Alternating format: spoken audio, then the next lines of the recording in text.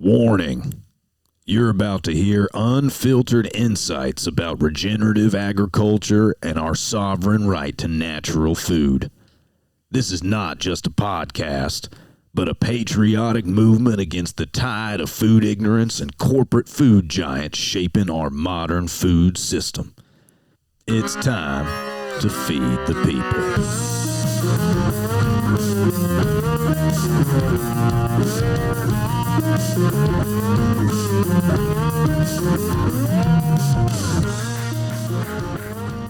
Oh boy. Look at that shirt. Look at him. So excited. I know. Yours is coming. So excited. I'll have it in Austin with us. So we're headed to the South by Southwest conference in Austin. A little kind of out of the blue invitation, but we're going to make some really awesome time out of it and meet some incredible people and producers and just see what kind of impact we can make out there, huh, Brooke? Pretty excited. Yep. I'm very much looking forward to it. We are too. It happens to be my wife and I's 21st anniversary, which was on the 7th, and then her birthday is the 13th. So we're gonna double down and have a blast out there with Brooke in Austin. So it's gonna be a good time. So great time. Yeah. Today, guys, I'm really excited for our guest, Jim Mundorf. Jim, I've been following you for probably over a year now. I found you based off of the messages that you were putting out, and then followed for the artwork that's behind you as well, because you're pretty talented with that. So I'm excited to introduce you to the audience we have here. These are people that are hell bent on protecting our food sovereignty, and most of them are consumers their grandpa wasn't in farming, and so they have zero connection to anything agriculture other than the food they eat. And even then, most of them are just now learning that that's kind of really been bastardized itself, and that's why a lot of us are sick. So I'm excited to have you here. We want to talk to you about some things that may be challenging for consumers to understand because they're so industry specific, but the industry we're in is keeping people fed and from starving. And so we also feel like it's important that they understand the decisions that are being made on their behalf that they are not even aware of that will affect them. So thanks for being here, Jim. Yeah, thank you. Thanks for having me. Yeah, so tell us a little bit about yourself. Where are you from and how long you've been in agriculture, and just give us a little background on yourself.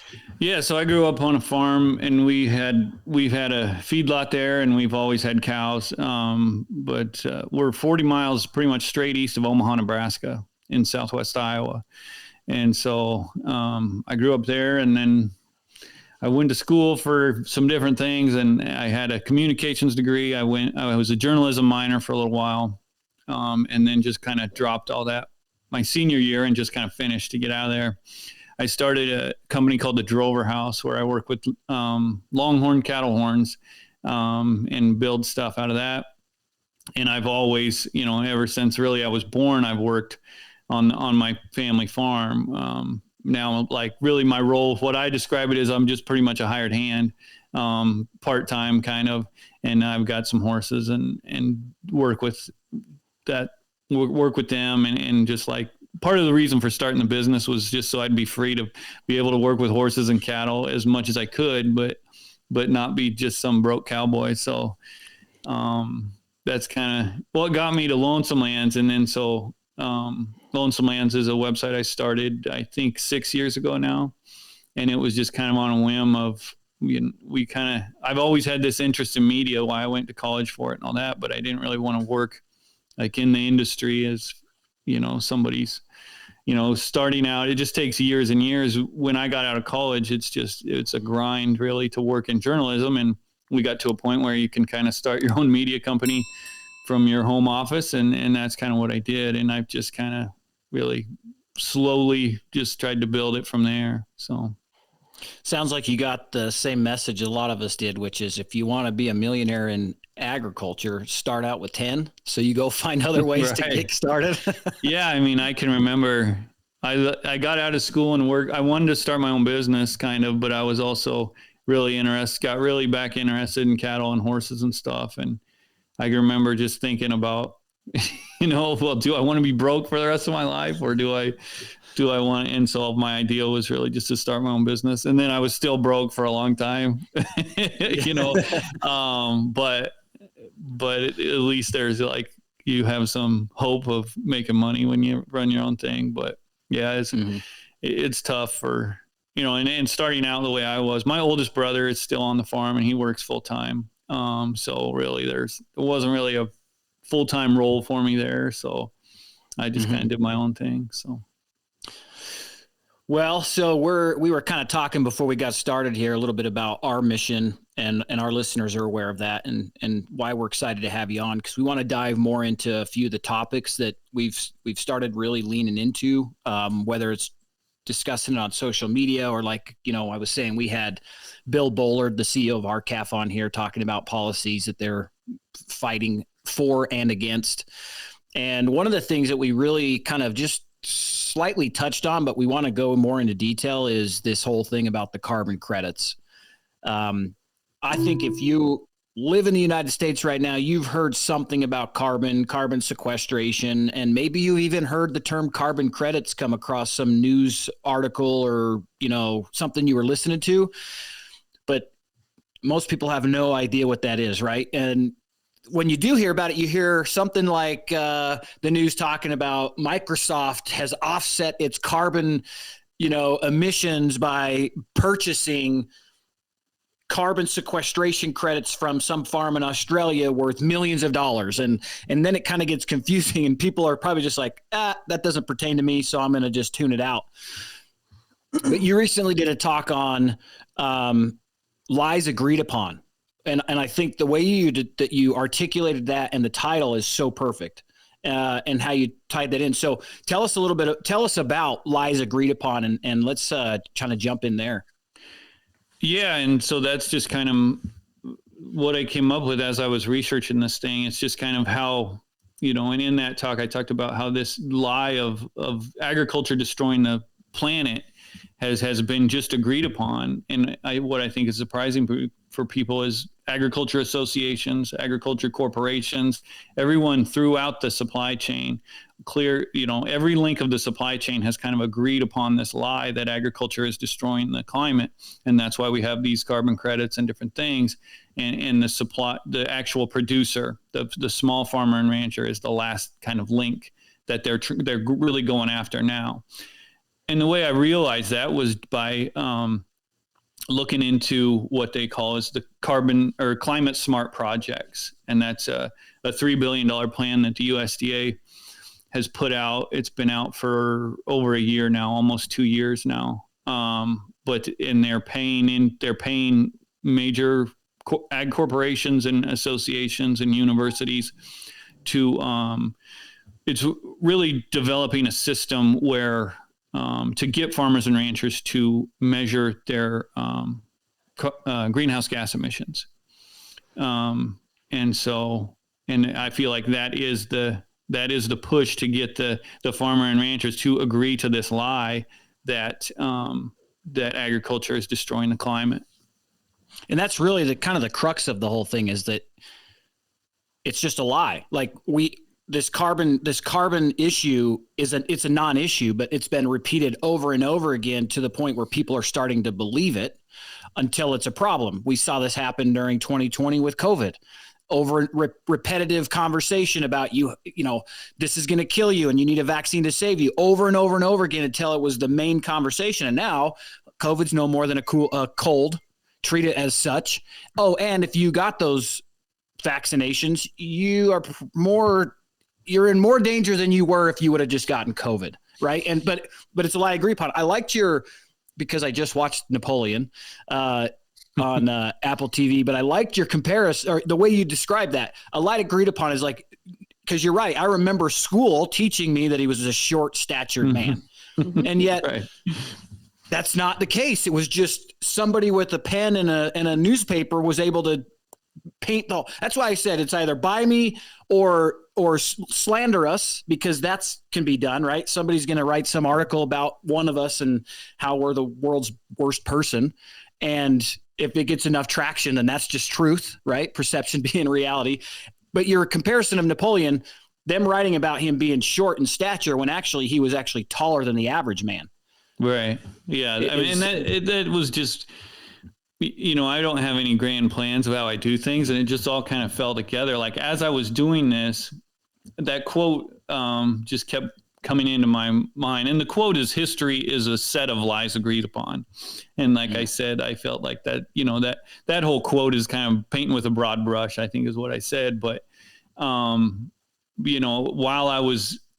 when I looked up that quote is when the movie was coming out, or there was I had already seen the article about how Napoleon was a little bit, actually an inch taller, I think, than the average male height at that time. And so then you think about that quote, and then I did the research of like why he was thought of as short, and it all came through the media, and that just kind of tied into where I've talked a lot about how this $3 billion project, one of the people who are getting $40 million is Farm Journal. Farm Journal is the largest ag media company in the country, I believe. They control Drover's Magazine is their cattle magazine. They have a magazine pretty much for every sector of agriculture. And just, a lot of people don't realize a lot of the magazines they get are Farm Journal magazines, but they're called, Top Producer or things like that. And so really that's just the push, Napoleon was thought of as short because the British media created this lie that he was this small little angry temper tantrum throwing guy.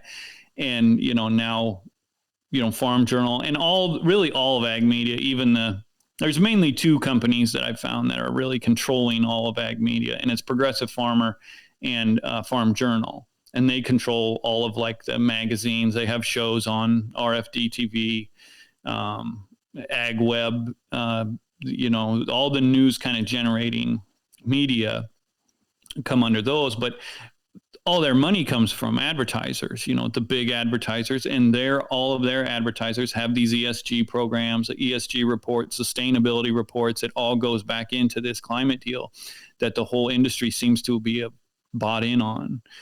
So the frustrating thing is, as you start doing the research, you find out that the organizations that people would assume are the advocates and the supporters of the producers, they're not. In many cases, they're bought and paid for, like the Ag Journal and those different groups. Do you think, or from what you've seen, has it sort of permeated all of that?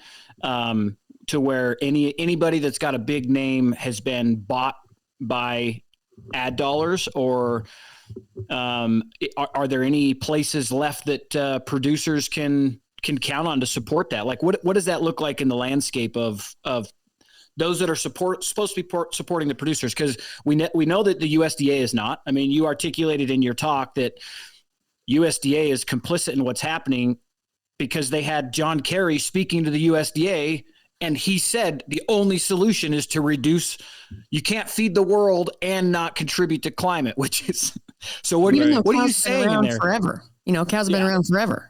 Yeah, and I think the logical thinker is thinking, all right, well, if they are really bad, I don't think we'd even be here right now. Right. Yeah. There wouldn't be any ice in the Arctic right now, but there is. Yeah. And that's what's crazy. And I talked about too, like when we first heard about this, when this all came out about cattle being bad for the climate, it was all funny to us, right? Like it's, cow farts. And then we find out it's cow burps, and then it's all just so stupid. But now you get to the point where ranchers, people raising cattle, are signing up to have their emissions measured. There's a machine called the CLOC machine, which is getting millions of dollars out of this deal.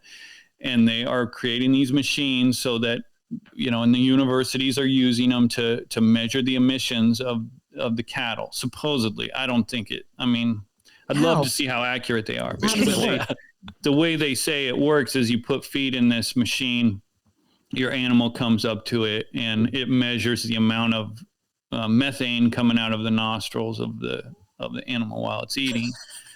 And the whole idea behind this climate smart project deal is they're selling it by telling people we're measuring the benefits of certain things. So I've actually talked to people who are using these CLOC machines. They've seen my talk in South Dakota, and they were like, we had no idea, we thought we were helping. But they have started looking into who is behind these programs and different things, and their eyes are very open now, because when you start looking into these people, and it goes back to Roundtable for Sustainable Beef. That's one of them that a lot of cattle groups are a part of. But that group is their goal is saying, and like I said, any time you say low carbon beef or climate smart beef or anything like that, well, that means that there's beef that's high carbon or and so by saying that, you're just kind of agreeing to the whole thing, and we can argue all day about grass fed, grain fed, all that kind of stuff. But when it gets down to it, like you said, I think that the estimates I've seen are anywhere between 60 and 80 million buffalo before like Europeans showed up. And so right now, I think the cattle herd, well, it's way down, but it was always just thought of as like 90 million head. So really an increase of, a few percent to what it used to be as before. And so there's really no, it's when you get into that kind of stuff, it seems like it's really based on control. Like, why would they want to do this? It's because they want to control the production. And when you talk about groups, I wonder what they're doing for offsetting all the carbon for importing and exporting. Importing beef and exporting our beef. That's a rabbit hole. I mean, when you get into it too, and a lot of the comments on my YouTube are like, what's the carbon footprint of this war in Ukraine? Things like that, or even sending all of our stuff over there. Like, what's the carbon footprint of sending however many tanks we sent or all this kind of stuff? I've always said before any of this stuff, what's the carbon footprint of golf is what I would like to know. Like, you guys are in southern Utah, I'm sure. And if you fly over Arizona, you fly over California, and it's these, brown agriculture states. And then you fly over a golf course, and it's this beautiful green golf course where they're running lawnmowers every morning. Nobody looks into that kind of stuff because that's not something they want to attack, and that's not something they want to control. So, the deeper you really start looking into these things is when you come up with, how it just becomes obvious that they're going after the people that they want to control, and that's who they want to blame the most. Well, and I feel like going after ranchers, because like you said, a lot of this, you have to be willing or interested in going down the rabbit hole to find the truth. So when you attack them first, but then give them a solution. Right. Like, you guys are the problem and all your animals are the problem, but we know how much you love it. So we have a solution for you. Right. Of course, the person that's like, I'm just trying to be a good, hardworking American, take care of my family, working the longest hours. 99% of the population has no idea what it takes. Right. And there's a love for it. And when you have a love for it, it's like, I've fought my whole life for this. My parents fought their whole life for it. My grandparents fought their whole life for it. Thank you for the solution. Okay. Yes, we want to help. Right. Like, you're the problem, but we have a solution for you. And it's like, that's the game. Yeah. But they're also being told now that there's this new market, and cattle people. It's easy for cattle people who've struggled for, especially the last 5 years. And they're like, well, this is a new stream of income for you. But if you look at Europe, it's such a great example of, those guys. What I've looked into, especially in the Netherlands, is those farmers agreed and they say that they wanted to compromise from the get-go. They agreed with all this stuff. They wanted to compromise, and it just pushed and pushed and pushed until they were like, well, we can't afford to be on the land if we keep doing this. And then the government was like, okay, we'll take your land. And that's where you saw the protests, is when that happened. But it started out with them going along with it. Same with like Ireland. I think Ireland's had, electronic ID tags for a long time. And now they have the whole herd really under control. And the government has decided they want to euthanize, I think, 200,000 head or something like that. So. Well, I foresee, what I know about like the water rights out here in Utah. I can't remember the exact date, but pretty soon they're basically, I think it's maybe 20 years from now. But if your water is not from like the 1940s, they will be taking it from you. Any new water, they will be taking it from you. And that's, in my mind, that's step one, to be like, oh, well, if you don't have water, then what can you do on the land? So we'll take the land off your hands. Yeah, and I've been talking a lot about South Dakota lately, but I think it's really important to look at that stuff. And I did a podcast with Amanda Radke, who's there. And so South Dakota, just this week, we talk about, well, they've given away their property rights to a carbon pipeline. But what they've actually done, and that's just kind of the overall statement. But what the truth, the real get down to the story is the counties no longer have power. What it is the counties can no longer. So if you elect a county supervisor, they no longer have any power of. Right now, the carbon pipelines were having trouble because some counties have different setbacks and others don't. And it's the same in like the wind energy here. Counties are getting together and saying, we don't want all these windmills. So they're putting up, you can't build something 500 feet. And that's part of the county rule. What they've done in South Dakota is they have taken that and said, well, this county can't say that anymore. It's all done at the state level. So the state politicians who are controlled by lobbyists are the ones who are deciding now. And that's why they want to do it in South Dakota, because Summit Carbon Solutions is the big corporation who has come in there, and they funded Kristi Noem's inauguration dinner. They've done all kinds of stuff that, I didn't want to, Amanda's in that state, and she wants to, she really wants to work with them to make it work. So she's not throwing people under the bus maybe as much as I would have. But now that we've seen what Kristi Noem has done, and she signed that bill. But to go back to water rights, these are the kind of things you have to keep in mind when you're giving away any sort of information, even about your farm, or, any sort of power to the states. Like, this is what every state needs to look at when you give away that county, because I feel like in Utah, these should be county issues, because the people of your county should be electing those people that control the agriculture. I think that's a big issue with BLM, because that's become so federally controlled that the people, that's always been the thing, that the people in those neighborhoods know what would work best, but they have no control because it's federal programs. And so it's really kind of coming to a head right now, I feel like. Amanda was the one who told me I picked a side. I was like, oh. About when you had NCBA versus RCAF, and I was like, "Oh man, okay, thanks for the heads up." Yeah, you didn't know what kind of. I'm glad I picked the right side. Yeah, well, you'll find out over the years, and that's you were talking about the groups, these ag groups, and I think there's a Utah Cattlemen's Association that's an NCBA affiliate. Yep. NCBA just had their convention, and their keynote speaker was a climate scientist who, I wish I had that report right in front of me, but I looked up his report. The first line of his most latest research was, cattle are a significant contributor to damaging the climate. Jeez. And that was the keynote speaker at the NCBA's convention, National Cattlemen's Beef Association's convention. The reason they had him is because he says, well, cattle destroy the climate much less than greenhouse gases, much less than fossil fuels.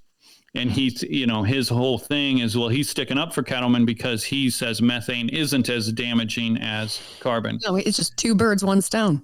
Yeah. Two birds, one stone. Right. But the idea is, you get the whole industry to agree. Right, through Utah Cattlemen's, they're an affiliate of NCBA. NCBA is controlled by the large corporations. Yeah. And so the large corporations want the small producers controlled. And so that's their goal with their convention. They're all in on this EID thing, and they're all in on the lie of cattle destroying the climate. That's what Massey was saying. At the local level, your Cattlemen's Association and your Farm Bureau, at the local level, good people probably have your back. What they don't realize is at the state and federal level, they are selling you down the line. They are bought and paid for by special interest groups like this Kristi Noem. That's such a disappointment. And it reminds me of the whole, like, if you're sitting here on one side of the aisle and looking at like our law enforcement and saying, what, you're doing it just for a paycheck. That's the same thing people are doing when they agree on these lies, like Kristi did and sold out her state. It's the same thing. You didn't stand up for the true reality of what was going on. You sold yourself, and because you got what pressure were you under that had that happen, or was it just for the sake of reelection? Because she's supposed to, it's like you're supposed to be one of us. That's my point. Like law enforcement, you're supposed to be one of us protecting the citizens, and now you're throwing us in the gulag. Like, right. Come on, man. Yeah, and I think you said side of the aisle, which I still talk about that too, but I think that maybe should be something we start to get away from, because I don't think it's sides of the aisle anymore. It's really corporate versus citizen. Yes. If you really start digging into this stuff, it's the corporations who kind of control the government versus the actual people, and there's South Dakota's the best example of it. And you never would have thought it would have came from a state like that. But the reason it was is because that's where they want that pipeline. So that's where the pressure went. And you saw what the government did. I think the aisle is turning into true and false. Yeah. Not so much sides. Like it really is turning into it, because you speak truth, but nowadays truth is considered crazy. So you have to stand up. I mean, I think it's a time where people need to stop being scared of being honest and standing up for truth. Because a huge issue with our country, with the world, is like this: don't upset anybody, don't offend anybody. It's like, I'm going to subdue my truth because I don't want this person to get too upset or to run away or to hate me or to not pay me or all these things. And I really do feel like the further away from God people get, the more we need to control everything. And we're freaking out and we're emotionally charged constantly because of all the information we get. We get way too much information about everything that has nothing to do with us. Mm-hmm. And then what we want to do is we shut down. The people that are awake, they just shut down because it's too much. I don't want to hear it. Then if they get a delivery that's right up their alley of what might pique their attention, it's like, well, I want to help. I don't want to be part of the problem. Mm-hmm. Yeah. Yeah. I'm going to be a part of the helping problem. That's what I'm doing. Yeah. Yeah. Yeah. And that's where ranchers are being told that they're part of the solution, right? I mean, that's where you get into this stuff. And the people running these things, I mean, it's psychology. Like they're preying on people by telling them, and I talk about NCBA and how they're a lobbyist group, and the people they lobby the most are their producers. And they get them to side, and you talk about how you don't want to make your neighbors mad. Well, then you get into these small, your county cattlemen's groups, then your states, and, your state guy comes out and he convinces the county guys. And if somebody wants to make a fuss about it, well, they don't want to make their neighbors mad, who's all in on this deal. And so it gets, and we're seeing that, in my county, wind is a big deal. And there's kind of a thing, like if you put up windmills in this county, you're going to make a lot of neighbors mad. Where there's other counties where if you don't sign on to it or allow the power to go across your property, then, your neighbors are mad. So you need to be part of the wind farm deal. So where we're at, it's solar. And like right now, there's this thing happening where they're trying to shut down all ATV access to BLM lands or any other use for the purpose of selling it off to solar companies. So first of all, the BLM regulates that it has to stay. This is what's so crazy. Forever, it's been, we're managing so that it's as natural as possible, like with allowing you certain AUMs to manage your cattle. That was always what they were standing behind. But now it has nothing to do with the natural environment. It's about land grabbing and finding ways to move people off so they can put, like in just east of or west of Cedar City, Utah, they're looking at 4,000 acres of solar farm. They're calling everybody. The amount of times my dad gets a phone call to come and take our land to put solar panels on it. Mm-hmm. We actually, out our front porch at our ranch, what I'm talking about, AJ, many solar panels that we say we have lakefront property. Because from there, when the sun hits it, it's like, okay, just imagine that it's actually water. then it's not as bad. Squint a little, and then it's not as bad. Do you have ducks landed on it yet? Yeah.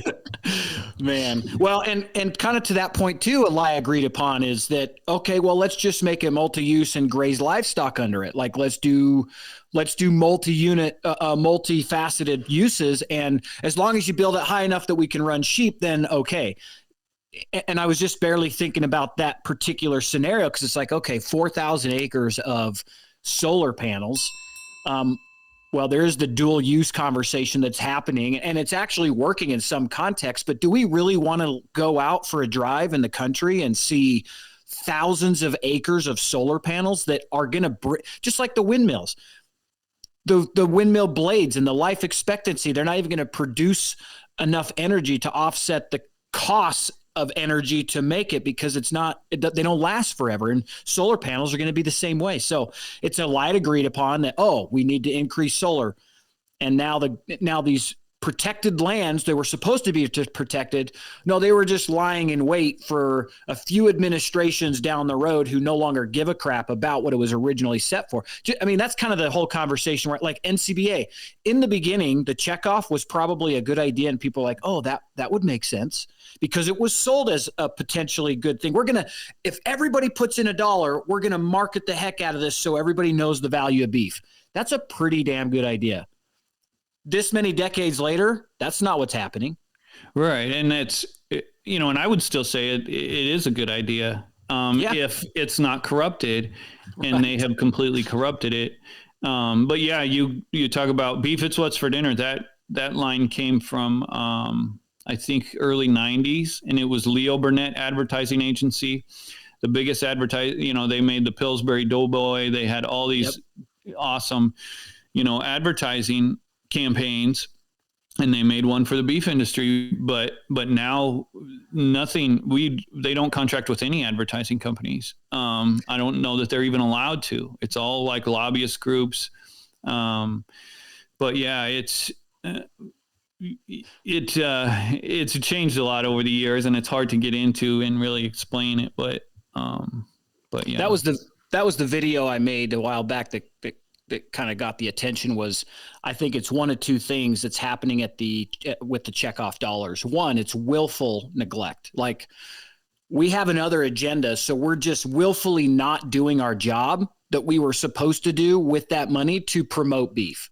And it could be as simple as we're just diversifying an insect farm. So we don't care. Right. Or it could be as bad as like, no, we're all bought and paid for, and we want fake meat to be the running industry because we own stock in that now anyway. So that was the first thing. And I said, or you're so antiquated with how to reach people that you don't know how to use TikTok, Instagram, and all the places where consumers actually are. You're so tone deaf to the consumer audience that you just don't know how to use the money to market.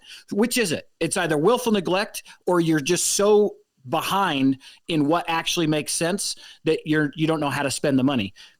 And yeah. When you get into it, when you really start studying and get into the weeds, it becomes very obvious. It's willful neglect. I mean, and it's not even willful neglect. I call it money laundering. When you read, they call them authorization requests that NCBA gets. When you look at what NCBA, I sat down with a beef board member, and the beef board is supposedly who controls the checkoff, but they don't. It's a 20-person member. They call it the operating committee, and 10 of them are directly put in there by the NCBA.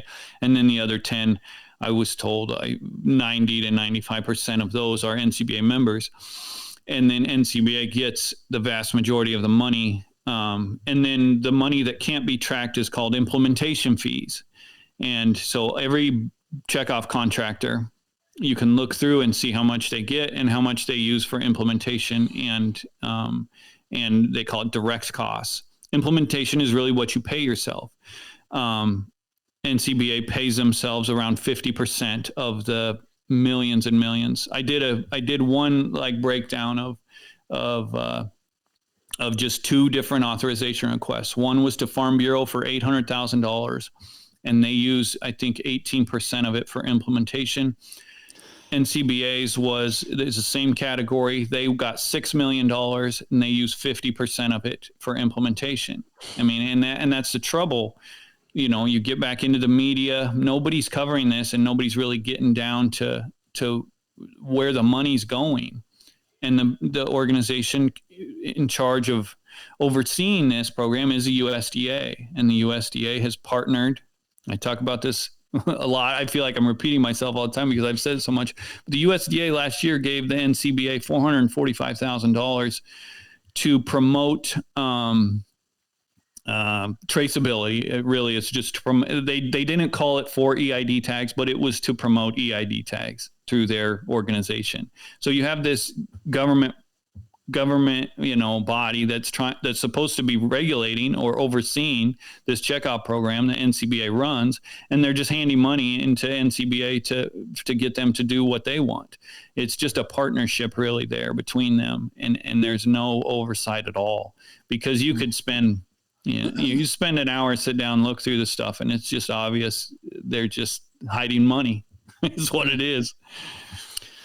Man, let's go back to carbon credits and kind of complete that part of our conversation. So, do you know, like, what is the pitch what's the pitch to make carbon credits sound good to both the producer and the consumer? Can you explain that so people can kind of follow a little further? Yeah, and you talk about how consumers and people are confused. I'm just as confused as anybody. It's just the difference that I've kind of looked into it more. But like the recent pitch is that it's going to be a new income stream. It feels like it's like monopoly money. Yeah. You know? Feels like, oh, we're just playing a board game, and these are called carbon credits. Right. And that's the other thing. You talk about how confusing it is. It's confusing to everybody because there's no set. The information out there is just so vague, and there's, I've spent hours and hours trying to figure things out and look at stuff, and it doesn't make any sense. Dairy Farmers of America, which is, I would say, one of the most woke agriculture corporations there is, and they're the biggest dairy supplier in the country, and they call themselves a co-op because dairies are shareholders. But they came out with a press release that said they bought the first carbon credits directly from livestock producer, meaning it wasn't for land or what you're doing on the land. It was for what you're doing with your livestock. And it was one of their own dairies. So it was a shareholder of Dairy Farmers of America, sold carbon credits to Dairy Farmers of America. And how they said they created them was he gave a feed additive to his dairy cows, and he was able to reduce their emissions and verify it. It didn't say how or how much they reduced or how much the carbon credits were paid, how much was paid for. All of this was all very vague, but what they did say is that, well, this could become a 20%, this could become 20% of your income. And so if you look at dairy is much more concentrated than beef, and a lot of those farmers that are shareholders in Dairy Farmers of America, it's because that's the only place they have to go, and so, if you look at it from Dairy Farmers of America's standpoint, well, we could, Microsoft could buy these carbon credits from our producers, and then we don't have to pay as much for milk. That's how I see it, but they're pushing it off to the producer as you could create this whole new income stream off of carbon credits. And the reason they want to, they talk about the offsets. I don't know if you talked about that much, but it all goes back to these ESG plans, and Dairy Farmers of America has a very, strict ESG plan, which goes by the United Nations sustainability development goals. You get into all of this stuff, and it just becomes obvious how corrupt it is and what a scheme the whole deal is. Well, I have a question for some clarification. If a producer can sell their carbon credits to make money, well, what are they going to have? How will they control offsetting their carbon? It's not like they sold their credits and they got rid of all their operation. Yeah. I mean, questions that make money sense. And then use that money not to help their operation or their family or their land. They'll just be like, oh shit, now I got to give it back. Right. It was just transfer hands. It was like, oh, I'll do the dirty work. Yeah. And questions that make sense don't really get answered in these programs that I've found. And I think the answer to that one would be you're going to get rid of some of your cattle, because I don't know how the dairy will work, but one thing I've came across is USDA has come up with this. This is something I want to explain more, is this Comet app. It's called a Comet Planner. And it's, they're really mapping the U.S. and telling you can do it for the whole world, and you can click on a certain place in the world and tell them what kind of agriculture you're involved in, and they will tell you how to reduce your carbon emissions. And so to reduce your carbon emissions for someone with cattle there was two main ways of doing it. And one was rotational grazing, and the other one was reduce your stocking numbers, meaning reduce your cattle herd. And so I think that is what the answer is going to be in the end, that people aren't realizing. They're not going to talk about it now, but the whole goal for this Climate Smart project, that Comet app, is talked about in every one of these things. They're going to have it county by county, to where you are going to have to, measure your carbon emissions, and they will tell you how much livestock you can have on your place. And for people who dealt with BLM, you realize what that's going to be like. You'll have a year with a lot of rain, and they're going to say, well, you can't have as much have as many cattle because of this is where you're located. And, or you'll have it's ridiculous, the whole thing, but you can kind of see where it's all headed when you really get into it. I was just sent an article this morning that's with the stuff going on with JBS trying to go public and them being called out for their unrealistic, net zero carbon inputs and stuff. And the article, somebody asked my thoughts. The person who sent it to me is like, what do you think about this? And I'm like, well, this is like this is a two-edged sword article, because in one hand, they're calling out like JBS, which I'm all for, but the whole article is about how it's not possible because cows are the problem. Like the only option is to reduce. And I'm like, well, I don't agree with this article at all. I'm like, I love they're going after JBS because we don't want them to become publicly traded, but the foundation of the article is just, it's a lie agreed upon. It's completely false. Yeah. And I'm looking forward. If I get time, I want to get into this more, because JBS they're what I describe as they're the most corrupt corporation in the world. Yeah. Their owners went to prison because they bribed, I think, 18,000 different, or 1,800 maybe, politicians. They bribed the president of Brazil. It was crazy. And this was only like 5 years ago. Yeah. And you could talk about New York State. When all this came out, I was like, well, one of the ways that they bribed people in the bribe a Brazilian politician was they gave him a Manhattan townhouse or penthouse apartment from New York State. So they're using New York State to bribe Brazilian officials, and they got fined like a few $100,000 for that. And that was all that really happened in the U.S. But to give consumers an idea of how this worked, they bribed Brazilian officials to get government loans, and they took those government loans and they bought out Swift Foods, they bought out Pilgrim's Pride, all of these American corporations. The Swift Foods was, I think, the third or fourth biggest beef packer in the country, and they bought them out with illegally obtained money. And you want to go into prosecuting JBS, you've got more than over the past 5 years, you've had so many ways to do it that I feel like JBS should not be in business in the United States. They're the world's biggest. I think they're the second biggest beef processor in the U.S., the world's biggest beef processor. And they've created this whole empire from illegally obtained money by bribing politicians and getting government. They call it government loans. It really hasn't been documented that well. I think there's a lot of fear around it. Yeah. So, people have told me don't talk about JBS too much because you never know what'll happen. But we are not suicidal. Right. Yes. Yes. I've had to say that a few times, and people have said and I think that is you're not going to get a reporter to go down to Brazil and start taking into all this stuff because it's a different world down there.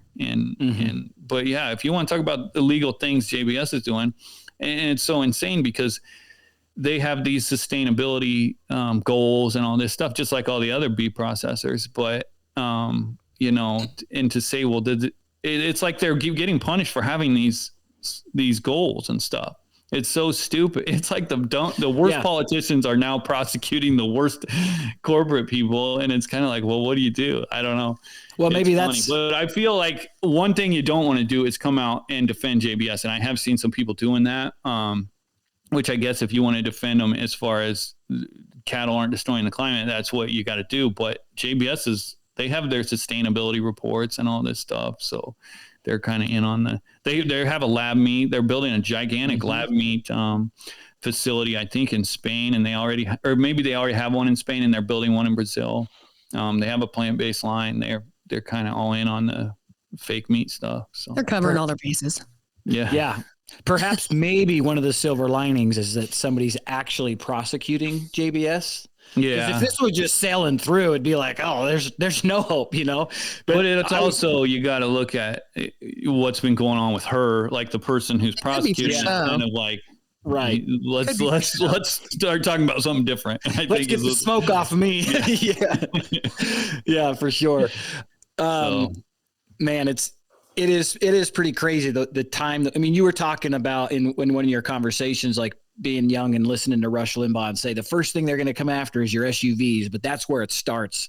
And like, sure as heck, that's where it started. And we've come a long way since our SUVs are, causing climate change. And now it's our entire natural food system. The entire natural food system is now the cause of climate change. Like, if you would have said that back when the SUVs were the problem, it would have been a non-starter, but it's the tactic. It's what Brooks calls the totalitarian tiptoe. Totalitarian tiptoe. Yes. I always screw that up. That's my dyslexia for me. Yeah. So, and that's, even 10 years, that was 30 years ago when they went all in kind of on the SUV deal. But 10 years ago, no one would ever thought that you would have talked about cattle destroying the environment. Like it would have been, it was laughed at really when it first started getting talked about 5 or 6 years ago.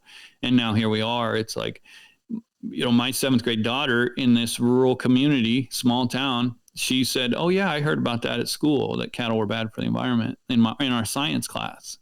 And of course, everything's online now. So I'm like, well, find me that stuff. And she's like, well, we're out of that section, so I can't go back to it or something. But I'm like, parents and everybody really needs to be. I posted an Encyclopedia Britannica for kids, and they had a whole section about how cattle were bad for the environment and how eating bugs is going to be a good alternative to saving the environment.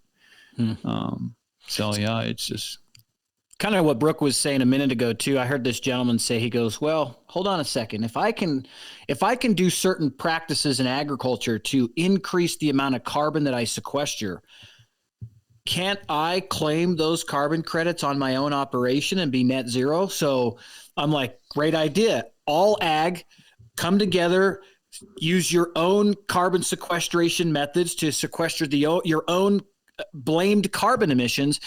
Good luck, transportation industry. Good luck, everybody else, finding your own way to sequester your own carbon. Your only option now is to invest in Bill Gates's stupid carbon pump houses, but we're going to take care of our own. All of us that are running livestock in a regenerative or holistic or whatever, here's the measurement of the carbon we're sequestration. We're going to offset what's going into the feedlots because we can. We've covered our own basis. Every other industry, go figure out how to do it on your own. Why? That makes sense. Why wouldn't that work? Again, you're still agreeing on a lie, but outside of that, Yeah, the reason it won't work is because it'll be regulated by the government who wants to control your operation. Right. You just explained how they're selling it and how they're convincing people to go in on it. And it's a good argument, right? Like, you've been blamed for this for years, and it's been all in on the media, and I was talking this morning to a guy who there's a Frank Mitlerner out of UC Davis, and I promoted one of his articles that said cattle aren't destroying the environment as much as fossil fuels, but that by promoting that article, I agreed to that lie that cattle, part of the article was cattle are damaging the environment. They are a part of climate change.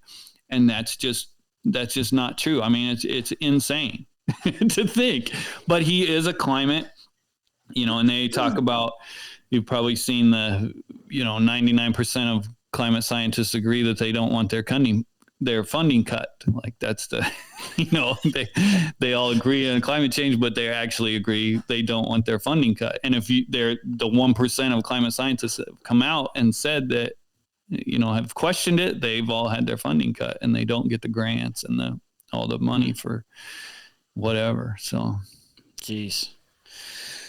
So you've got carbon sequestration and carbon credits that are being sold to the producers, a good thing. They can make extra money, but that gives you more access to being controlled because now they're measuring your actual input. And then you add on top of that, which we started kind of alluding to, EID tags to now manage, you're not just measuring the carbon or the methane, you're now measuring every single movement of the livestock and tracking everything that happens there. So these are all, it's like it's one big web that's tied together for the ultimate goal, which is complete control for corporations. I think that's what it really comes down to. I mean, livestock, cattle specifically, it's the last frontier, right? We lost the pork industry. We lost the chicken industry. We lost the lamb industry. 75% of lamb is now imported. The only thing that's still hanging on is the cattle industry. And it's like the last thing to knock to knock the cards over for control. Personally, I think big food and big pharma, they're all the same. When you look at their primary investors and so forth, it's all the same. And so because this is why I wear this beautiful hat here. Big pharma is if I had to guess, is the ultimate puppet, whoever's in charge of all that, because the money they're making. And guess what? If we can make people more sick, which they've seen with chronic health increase, we can capture more revenue on the sick care side because we're just making more people sick. Now take away the only natural things that keep us healthy naturally are food, and we're going to just force manufactured products down people's throats, whether it's insects or lab grown or whatever. It has nothing to do with the climate. Nobody really cares about that. And even the people screaming for it, they don't care. What they're caring about is making the money. And what's happening too is some of these organizations they've got all these little climate extreme foot soldiers running around on the behest of the organization they're part of, because these are young, impressionable people that have no idea what's really going on. But ultimately, the people they're screaming and fighting for are being paid and funded for by these corporations to shut this stuff down. It's just wild. Yeah, it's been crazy. And if you're my age, like I talked about Rush Limbaugh and how I heard him when I was like a teenager, and back then it was kind of like, well, I guess I'll see, because I read that quote from the United Nations that said the world would be unrecognizable by the time I'd be able to legally buy beer, and I'm 44 years old now. And so, and so you see the most extreme people are the young, because they're not saying, well, let's see, or, hey, maybe we should look back 30 years and see what they were saying, and that they were saying the exact same stuff. But it's when you really, that's the thing, is just lies upon lies upon lies. John Kerry, I talked about how John Kerry said the Arctic would be ice free by, I think, 2014. And then just last year, he said that the climate predictions made were, they're not only being fulfilled, but they're being fulfilled faster than they ever predicted, and he said that just a few years after saying the Arctic will be ice free by 2014. He's made his whole career just lying one after another and hoping people agree to it and never really realize it. And that's why I think it's real important for you guys and, as many people can to look into this stuff and talk about it, because when we were kids, I guess when I was a kid, it was Rush Limbaugh. And I'm not a big, the Rush Limbaugh said some things that, over the years, you look back and it's kind of like, well, he was wrong about a lot of different things as far as, you can get into weapons of mass destruction, all that kind of stuff. But, he was definitely right about the climate deal. And that's the one thing that, I've changed my politics in the last 3 or 4 years, just COVID, everything you were saying right there about food supply and farms and getting people sick and hospitals actually wanting people to be unhealthy. That would have been so insane 4 years ago, right? 2019 or even 2020, when like this is the time of year 4 years ago that all this stuff was happening. And I've talked about people about it, and there is this feeling, there's this underlying feeling. I don't know if you guys have it, but that there are some really weird things happening this year, and that looking to what's going to happen the rest of the year. We just saw this interview where George Stephanopoulos says that Trump is a racist over and over and over, or a rapist over and over and over. Like he's been found guilty of rape over and over and over, which is just a flat out lie. But, what's going to happen when we get closer and closer to the election? And, 4 years ago, 4 years ago at this time, we didn't have, I guess COVID lockdowns maybe were just starting, but we didn't have Black Lives Matter protests. We didn't have any of that stuff that has really kind of changed so many people's perspective on how the whole world operates. It's pretty wild to think about. I mean, that's another conversation, but if we were talking about follow the money in ag, well, if you've paid attention to following the money in Black Lives Matter, right. The agenda's right there, And that's when people are wrong too. I think, there's a lot of people who had good intentions with, their black squares on Instagram. I know teachers who put Black Lives Matter flags in there because, we all want people not to be racist, right? But they were wrong. Then you look at where all that money went. They were wrong, but people still, it's just like the climate thing. It's really hard to admit when you were wrong. And I think that's a conversation like nationally we need to have. Like I talked about how Rush Limbaugh in the 90s, he was a big Bush supporter and a supporter of the Gulf War and all that kind of stuff. And that all turned out to be wrong. And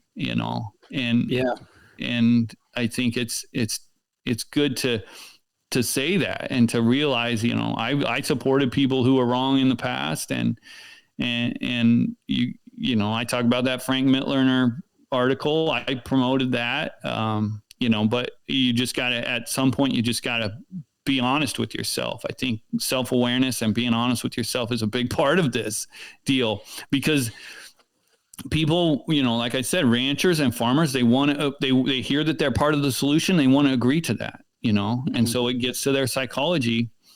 But you have to be aware of who's telling you that. And like just the number one thing of going forward is who's telling the truth. It's like you were talking about earlier.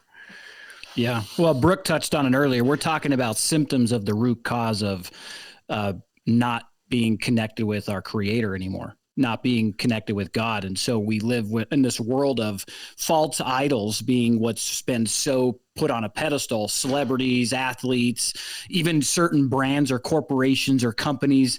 And so the attention of people have gone away from where it should be. And so now physically we're living in a state of sympathetic nervous, fight or flight. And so this information's coming from so many different areas that we're all, look online, somebody says one little thing, and like I'll see things, somebody will ask a question and the next person thinks it wasn't a question, was a statement, and they go off. And I'm like, whoa. They had a good question. Like I appreciate you coming to the defense, but that wasn't necessary. And it's because people are just so wound up, so on edge in that sympathetic nervous state that they're just ready to gnarl and gnash their teeth. Mm-hmm. And it's because at the root of it, we have lost our way. We don't recognize the values that made us who we were in the beginning.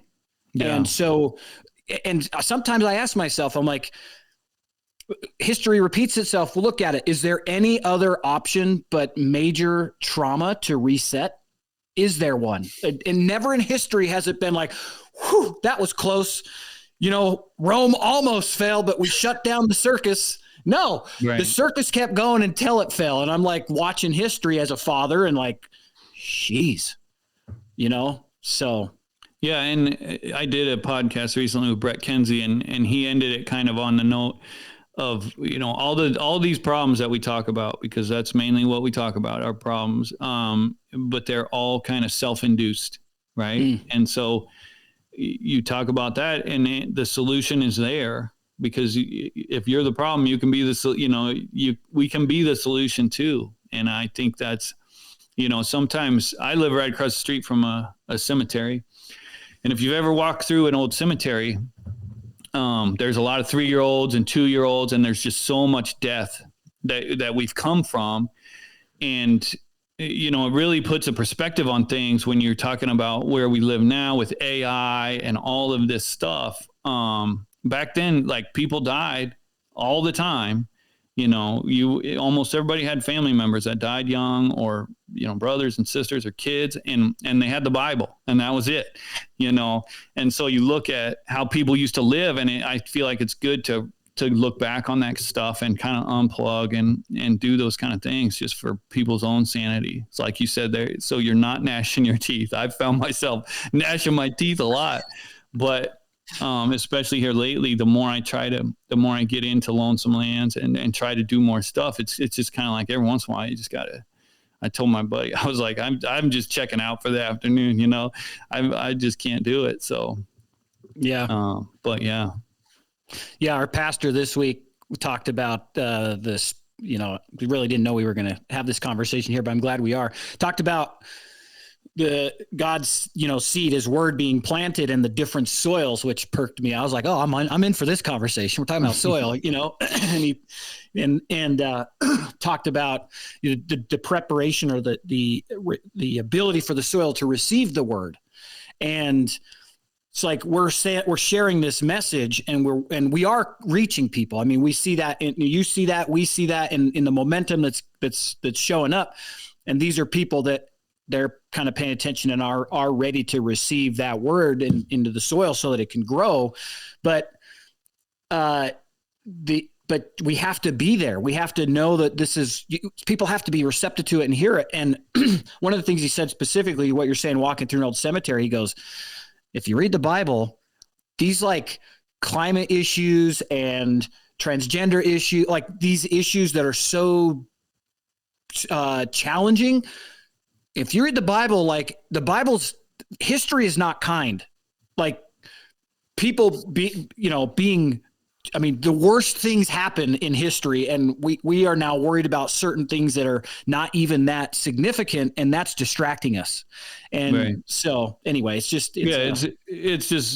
not survival anymore. I mean, that's the thing. Like, you think about those people across the road in the 1890s, they had one thing that they wanted to think about is keeping themselves and their family alive, really.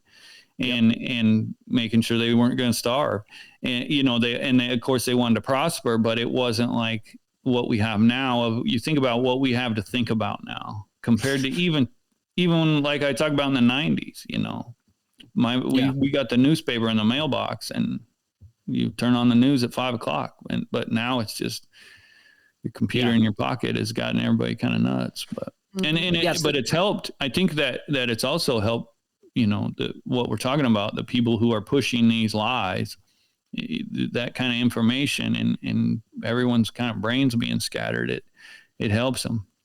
Yeah. It's the hierarchy of needs, right? It's food, shelter, safety, food and water, shelter and safety. And we're talking about food being the most important thing we need to function. I read this book, Man's Search for Meaning by Viktor Frankl. Was a prisoner, a concentration camp, a Jewish prisoner in the concentration camps, and then became a psychologist afterwards.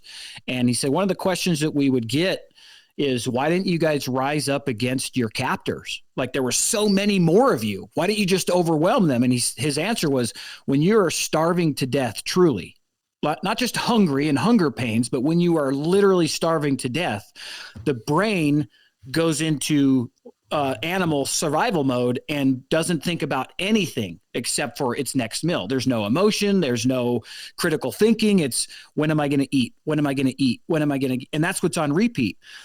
And as right now, I'm studying the book Red Famine.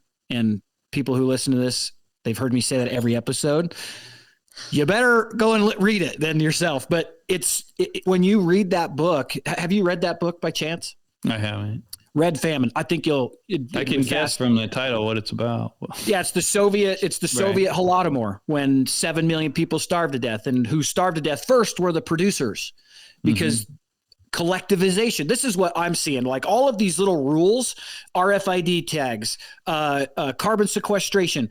That is a different system for the same outcome of collectivization of farms. Instead of me coming to your property, Jim, and saying, all of those cattle, you need to send it to the king. That's because that's what happened then, or we're going to shoot you. Now it's, no, we have these regulations that are mandating that you do see things certain ways and you're not. So we're reducing what you're allowed to do. It's the same thing, which will lead to the same outcome, which is complete starvation or the total dependency on lab grown insects, all of the things that the big companies are wanting to control. Back to the pharmaceutical thing. Natural plant medicines, homeopathy was the primary source of our medicine. And I even remember growing up, I was born 83. So I remember growing up when homeopathy was on the way out, and now it was ibuprofen and Tylenol and, cough syrup and those kinds of things. And the homeopaths were crazy. They were the ones who were made out to be crazy, because why would a plant work when you need all these chemicals formulated in the lab to keep you better? We're seeing our food go the same way. I cannot remember where I heard it, but they were talking about that every pharmaceutical, like vaccine and things like this, its main ingredient is from the earth. They find a plant or whatever it is and what the molecule, what it can do, and then they adulterate it and they mass produce it. They add all kinds of shit in there. I mean, every commercial on the TV is a pharmaceutical one. And like the first warning is like, basically your lungs may explode. Right. You'll get through that migraine. I've got an 11-year-old kid, and we were just laughing about that the other day, like how it's like explosive diarrhea or something like that every time. I mean, even he gets it. He's like, why would anyone ever take these medicines? Exactly. You're like, I think I'll deal with the stomach ache. Yeah, exactly. Yeah. Man. Yeah. But then I mean, there's people with real problems, and that's scary for them because, who knows what's going on when you start seeing more and more of this stuff. But yeah, it's wild. Have you seen the documentary Dope Sick? I've heard about it. Basically any documentary that's out that's about the opioid, right? And I can't remember if it's the same one, but if you're watching or listening and you're wondering, like, I just can't quite get it. I can't quite grasp how they would infiltrate ag and how corporations are running the show, basically. If you watch anything about the opioid epidemic and how they got in to the FDA, how that got bought out, and it was all about making money, and they were just rolling in the dough, right? They're hiring hot little reps that would travel around, and they trusted that what they were telling them, what the doctors were telling them, what the scientists were telling them was true. So that was a hill they were going to die on, and they went around and they sold it, and they sold it to doctors, and they sold it to doctors, and then they made their life glamorous and they made it easy. And then people can all agree on, oh, that was really bad. Yeah. All right. Well, now you got a perfect roadmap to look at that's been done. Right. You watch what happened. Same shit. Right. Different organization. Different department. And that's one thing, some of the work I've done that has been the most interesting. You said that it's the same people that own the food and pharma, but I think it's the same people that own, like they say, the investment firms, the top 4 investment firms own, I think 80% of the S&P 500, which is BlackRock, State Street, Vanguard. They're top 3, I guess. And they own the majority of Tyson Foods. And that's how all this stuff, like, because people are wondering, well, why would Tyson Foods agree that cattle are destroying the environment? Well, it comes from their shareholders. They push this ESG. It all goes into this ESG stuff, which is the same in all these corporations. And one thing I try to tell people on this EID tag, these electronic ID tags, I got into this last summer, and I really try to beat this into people's brains, because in Tyson Foods ESG report, they say that they talk about scope 3, and that is your carbon or your methane emissions of your suppliers. So for a corporation, they have to report their methane emissions of their suppliers. And this is all part of the ESG plan, which is the same as, all these companies have that. But in Tyson Foods ESG plan, they say Tyson Foods will also refine scope 3 estimates as goals and supplier data and standardized methodologies for calculations across industry sectors become available. And so that is that is exactly what an electronic identification tag would do for cattle. And so when people it goes back to where all of this is coming from. That's where it's coming from, these ESG plans that are pushed by these investment firms, and it just keeps going. And then when you get into this, that's where you kind of lose people. And I don't know if there's a good way to really explain it all the way back, but I think, we're just kind of chipping away at it. You know what I mean? Like, the more people hear about this stuff, it's kind of like the cattle are destroying the climate. At first it was a big joke, and now everyone seems to kind of agreed on it, or they're like, oh, okay, we'll start doing things differently. But I think we need to take that the opposite way and start, get people start talking about this stuff, and why it's happening. And eventually people will come around. And I think, if you look at what's happened in Europe, it's really opened a lot of people's eyes with those protests and stuff. So. You had a podcast the other day, and you were talking about the Sustains Act, which to me is probably one of the most concerning things that I've heard. I mean, all of this stuff is all concerning, but at some level right now, the doing the business from private entity desire to federal has to be somewhat managed to not look like it's blatant, under the table funding. But now you're talking about the Sustains Act that is an open door, we partnered with JBS. This is, I'm the USDA. We partner with JBS, and here's the sponsor dollars, and here's the right. And so how do you see all of this tying in? Because that's what I'm like, geez, man, if as soon as it's this open business where you can just go and fund the USDA as a private company, then it's over. How do you slow it down? Yeah. And that makes me really glad to hear, because we did that podcast, and I'm like, the Sustains Act is the scariest thing I have ever seen in any of the research I've done. And I don't think I've done a good enough job, explaining that and telling people about that. I feel like I should be talking about it a lot more, but then, something new comes out, last week was South Dakota, this week it's EID tags. But the Sustains Act is an act that it went through the Senate. I think there was it was like 92-8 vote on it. So almost everybody voted yes for it. And it says allows for a public-private partnership, meaning corporations can partner with the United States government to battle climate change, and so that is really where all this comes from. And then it went through the Senate, and it went to the House, and got put into one of these omnibus bills, and it got passed. And so it really just made it legal for corporate, everything you've heard from World Economic Forum, all of these people who said, initially were called conspiracy theorists, all this stuff. That act it just explains it completely, that this is what is happening. Like, this is the government telling you, we are partnering with corporations to battle climate change.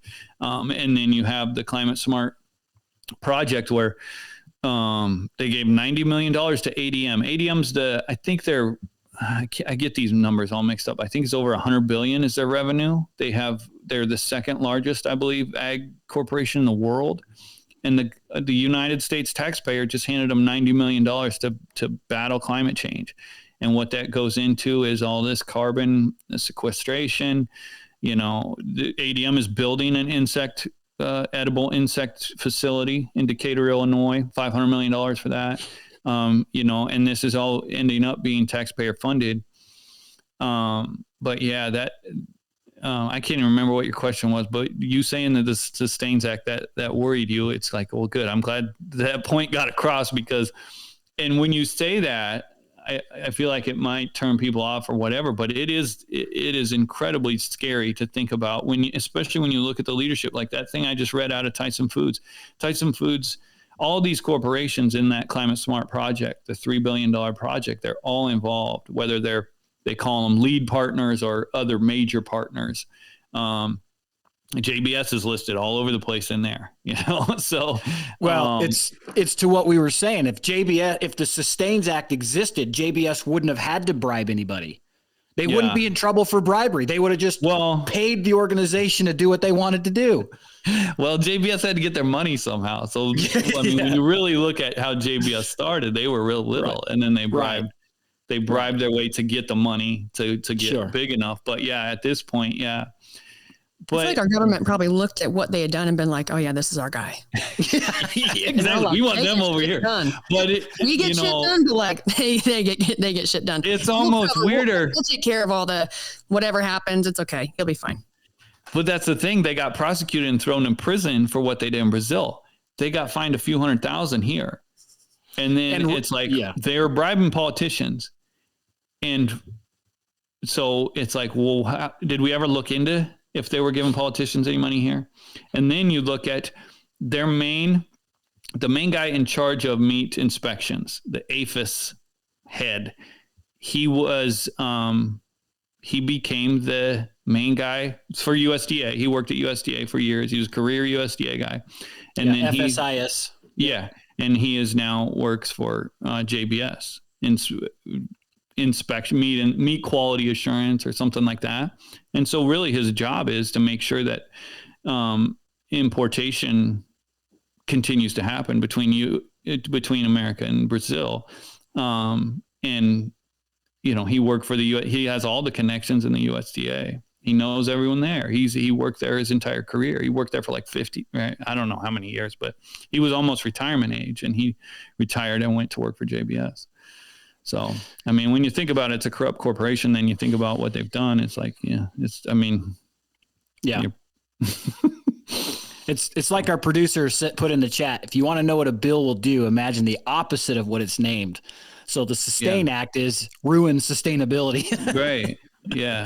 100%. And that's the other thing Brett said too. Like, we've taken this word sustainability. I think he said we bastardize it, which means like you can't say anything bad about sustainability, right? Because that's planning for the future. But really what the sustainability has become to known as really just control over agriculture.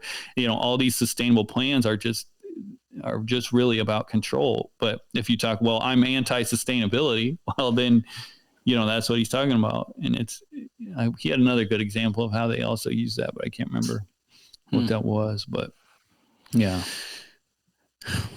Well, Jim, we appreciate you being here and enlightening us on the research you've done, and we'll continue to support you and share your work with our people. Anything that we didn't cover that after the show, you'd be like, crap, I wish I could have talked a little bit about that. Because I'm sure there's something there, always is, but I don't know. I feel like we covered a lot. Yeah. Well, we'll have you on again in the future as things continue to unfold, as they certainly will. And of course, we appreciate meeting fellow people out there working to keep the ship righted and fight for our independence, regardless of the threats that exist. It's like people here like, man, those guys are crazy. They think a company's going to come in and take them out. Just like SUVs were concerned 30 years ago, we do live in a time where look, Big Four got 85% of the marketplace. If that goes to 84 and then 83 and then 82 and 81 because other marketplace exists, there's nothing off the table.